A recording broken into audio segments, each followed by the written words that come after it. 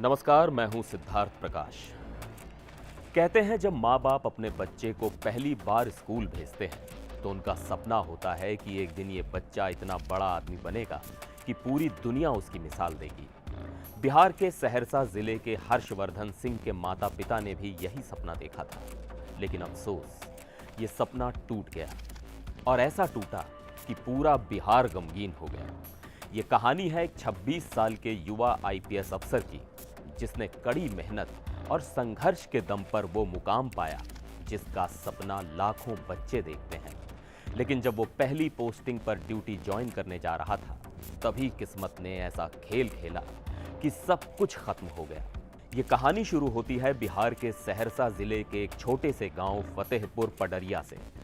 यहाँ के रहने वाले हर्षवर्धन सिंह, जिन्होंने 2023 में यूपीएससी क्रैक करके आईपीएस बनकर पूरे गांव का नाम रोशन किया। आप सोचिए, 26 साल की उम्र में 2 बड़ी नौकरियों को ठुकराकर सिर्फ आईपीएस बनने का जुनून, एक ऐसा जुनून जो बहुत कम लोगों में होता है।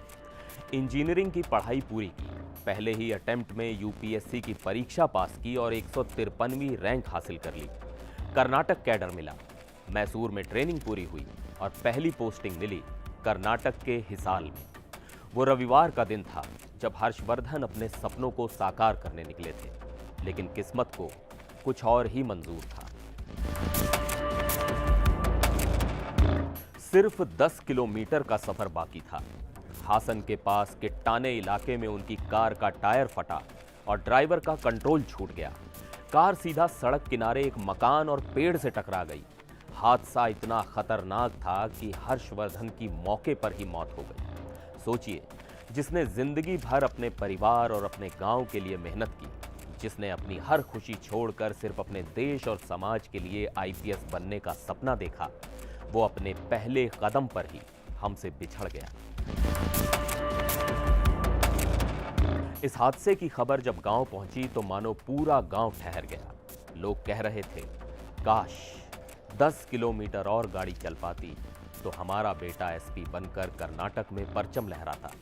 उनकी मां, उनके पिता, छोटे भाई आनंद वर्धन, जो खुद आईआईटी इंजीनियर हैं और यूपीएससी की तैयारी कर रहे हैं, सभी सदमे में हैं। उनके पिता अखिलेश सिंह मध्य प्रदेश में एसडीएम हैं। जिस बेटे के सपनों को उन्होंने सींचा, वही सपना टूटते देखना किसी भी माँ बाप के लिए सबसे बड़ा गम है। सोचिए, वो बेटा जो हमेशा अपने गांव और परिवार का गौरव था, अब उसी का अंतिम संस्कार उसके पैतृक गांव में होना है। कर्नाटक के मुख्यमंत्री सिद्धारमैया ने भी इस हादसे पर शोक जताया। उन्होंने सोशल मीडिया पर लिखा, हासन मैसूरू हाईवे के किट्टानी सीमा के पास एक भीषण एक्सीडेंट में ट्रेनी आईपीएस अफसर हर्षवर्धन की मौत के बारे में सुनकर दुख हुआ। ये बहुत दुखद है कि ऐसी दुर्घटना उस समय हुई जब वो आईपीएस अधिकारी के रूप में कार्यभार संभालने जा रहे थे। ऐसा तब नहीं होना चाहिए था, जब वर्षों की कड़ी मेहनत रंग ला रही थी। मैं ईश्वर से प्रार्थना करता हूं कि हर्षवर्धन की आत्मा को शांति मिले। मृतक के परिवार के साथ मेरी संवेदनाएं हैं।